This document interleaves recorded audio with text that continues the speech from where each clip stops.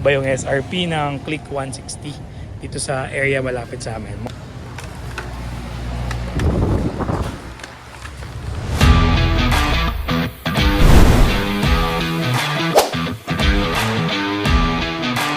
Bagong Click 160, binabaan ni Honda ang SRP price para makasabay sa bagong release na Lexi 155LX ng Yamaha.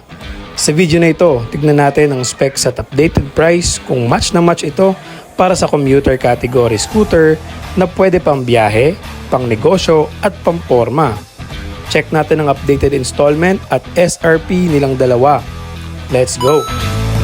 Simulan natin sa bagong Lexi. Sa basic engine specs, meron si Lexi na 155cc engine at max power na 15.2 horsepower at 8,000 RPM.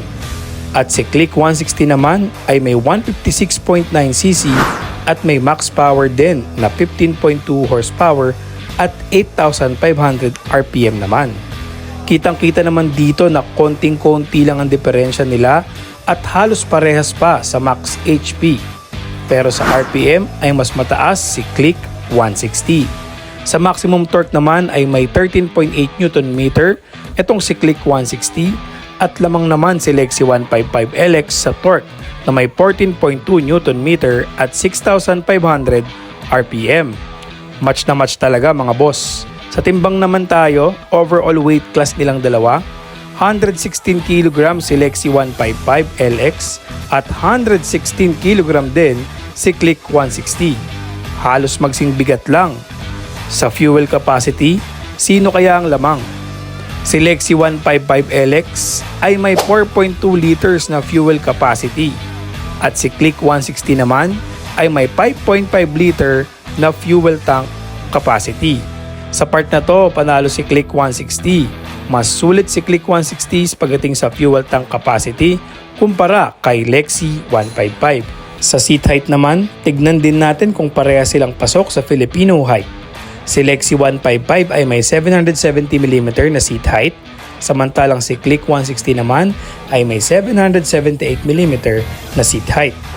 Mas lamang sa taas ng seat height si Click 160 pero abot yan parehas ng 5'4 height na Filipino. Sa safety naman tayo pumunta. Pagdating sa suspension, parehas lang naka-standard front telescopic suspension ang Click 160 at Lexi 155LX. Ang brand ng front suspension ni Click 160 ay Showa at yung kay Lexi ay standard Yamaha suspension. Sa rear suspension naman ng Click 160 ay may 340mm na single-sided spring shock absorber. Habang si Lexi 155LX naman ay may average na 305mm rear single suspension din. Dito makikita mo na mas mataas talaga ng konti si Click 160 sa bandang rear shock setup nilang dalawa. Sa braking power naman ay parehas na loaded ng disc brake si Click 160 at Lexi 155 sa harapang preno. Pero si Click 160 ay may CBS or combination braking system at si Lexi 155 ay standard version lang at non-ABS. Sa rear brake, parehas din silang naka-drum brake sa kasamaang palad. Sana ay ginawa nilang disc brake parehas para naman medyo sulit para sa atin. At ito naman ang ibang features na parehas na scooter na si Lexi 155 at Click 160.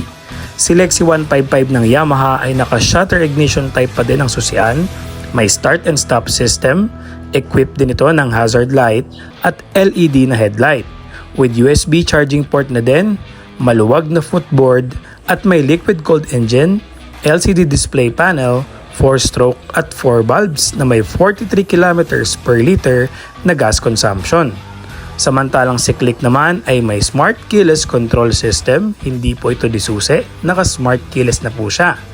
May CBS or combination braking system, LED din ang headlights, may auto start and stop system, at saktong space lang naman ng footboard, may USB charging port din, liquid cooled engine, LCD display panel also, with 4-stroke and 4 valves din na may 46.7 kilometers per liter na gas consumption.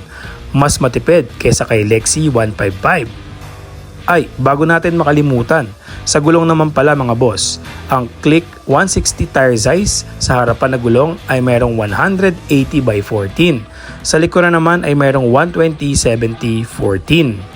Si Lexi naman ay may 90/90/14 na size ng gulong sa harapan at may 190/14 naman sa likuran. Medyo mas malapad ang gulong ni Click 160 kumpara sa Lexi 155. Pero same ng wheel size, 14 inches. Siguro may mga napulot kayong konting idea dito sa dalawang scooter na to para mas mapadali ang pagkuha nyo kung sakasakaling namimili kayo dito sa dalawang scooter ni Yamaha at Honda. Ngayon sa price naman tayo magkakatalo. Ang bagong down payment ni Click 160 ay nasa 7,888 na compare dati na nasa 12,000. Again, this price is depende po sa dealership na pagpupuntahan nyo or pagtitingnan nyo. Kaya obviously, nagbaba talaga ng price si Click 160. Si Lexi naman ay may down payment na 7,500 pinakamababa at may 5,500 monthly. Base yan dito sa malapit sa amin na Yamaha 3S. SRP nila na accurate dahil may add talaga yung ibang dealer sa mga standard SRP nila. Tulad ni Lexi 155 from 99,900 ay nagiging 102 to 108,000 si Lexi. Si Click naman na 160 from 116 SRP ay naging 108,000 na lang or yung iba ay 111,000 naman. So nagbaba talaga ng SRP itong si Click 160 ng Honda para naman makasabay siya sa Lexi 155.